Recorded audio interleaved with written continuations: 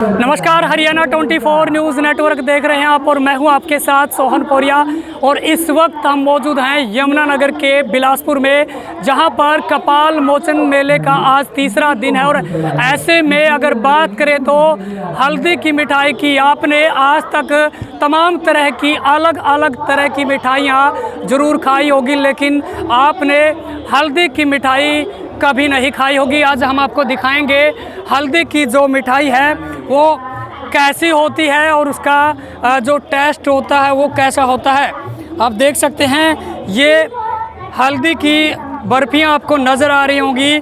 ऐसे में बात करें तो इसके फ्लेवर हम आपको चेक करके बता देते हैं कि कैसा है। ऐसे में अगर बात करें तो हल्दी का जो हल्का सा फ्लेवर इसमें आ रहा है, और कहीं ना कहीं सबसे यूनिक ये हल्दी की मिठाई है। बातचीत करने का प्रयास करेंगे। भारत जी हमारे साथ हैं, क्या कुछ कहेंगे?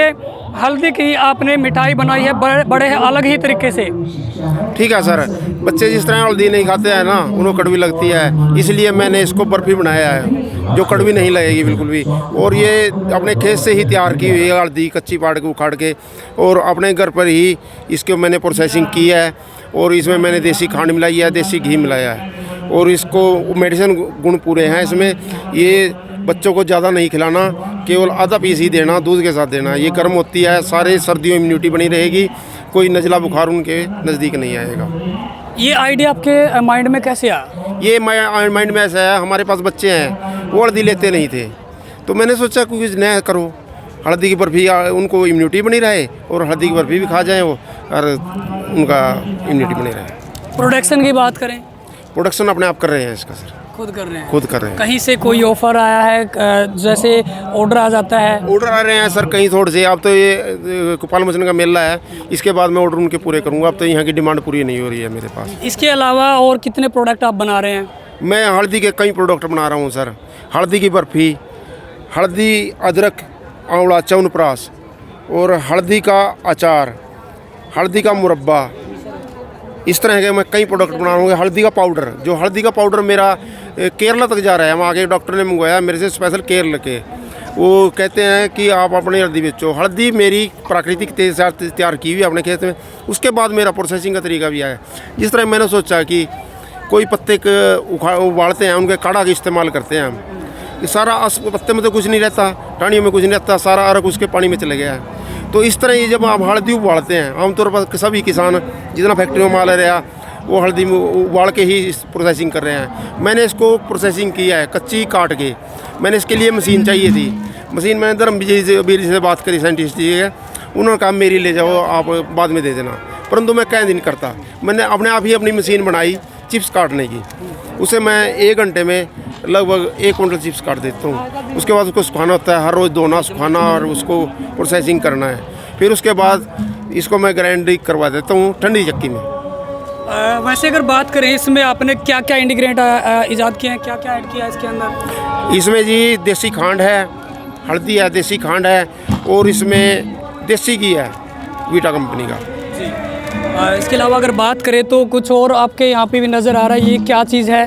सर ये नेपियर ग्रास है, नेपियर ग्रास है। ये जो है ना, एक बार लगाओ और 7 साल तक इसको लगातार काटते रहो, 12मासी है ये कभी ख़त्म नहीं होगा। जैसे चेरी बोते हैं, उसमें इम्यूनिटी भी ज़्यादा है। इसमें चेरी में हमें इलियों के लिए स्प्रे करना पड़ता है, बरसीन में करना पड़ता है, इसमें कुछ नहीं है। इसमें इम्यूनिटी ज़्यादा है कि कुछ भी पैसा डालने की ज़रूरत नहीं है।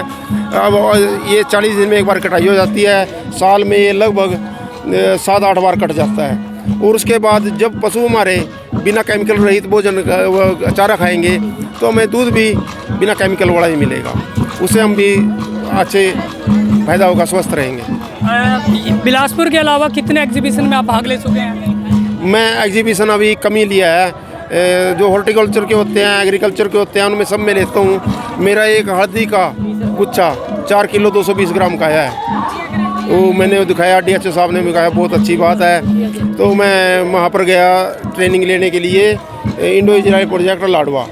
वहाँ पर सत्येंद्र सोलंकी जी हैं, उन्होंने ली। उसके बाद अगर प्राकृतिक के बारे में आप यहाँ पर स्पीच भी दो, मैंने वहाँ स्पीच भी दिया प्राकृतिक को, वो बहुत लाइक करते हैं। वो कहते हैं कि जिस तरह मैं बेड विधि का मैं तो बताता हूँ कृषि में क्या फ़ायदा है। वो लंबा प्रोसीजर है, वाइट रूट निकलती हैं पौधों में, ज़्यादा पानी में मर जाती हैं, सूखे में मर जाती हैं। जब बेड में लगाएंगे तो अच्छी ग्रोथ करेगा पेड़ा। वो 365 दिन ग्रोथ ही बोझ नहीं लेता रहेगा। इस तरह कई चीज़ें हैं। तो मैंने लेक्चर दिया, किसानों को पसंद आया। और मेरा मकसद एक है, किसान अपनी ज़िंदगी में बहुत संघर्ष करता है, उनकी इनकम बढ़नी चाहिए। जो मैं प्राकृतिक उत्पादन कर रहा हूँ, इसमें क्या है, बाजार का आचार्य देवव्रत जी कहते हैं महामहिम राज्यपाल गुजरात कि बाजार का पैसा गांव में और गांव का पैसा गांव में, तब किसान की आत्महत्या रुकेगी। ये इसमें जो भी प्राकृतिक खेती में जो भी इनपुट डालते हैं हमारे घर पर ही तैयार होते हैं, बहुत ही कम कॉस्ट लगती है।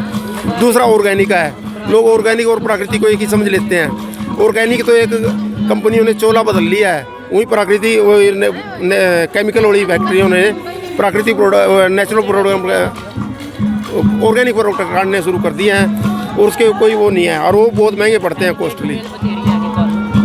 तो आपने जिस तरह से अपना जो प्रोजेक्ट बना है, इसको कहाँ तक लेके जाने का सपना है? मेरा सपना है कि इसको विदेश में भी भेजूँ मैं जी।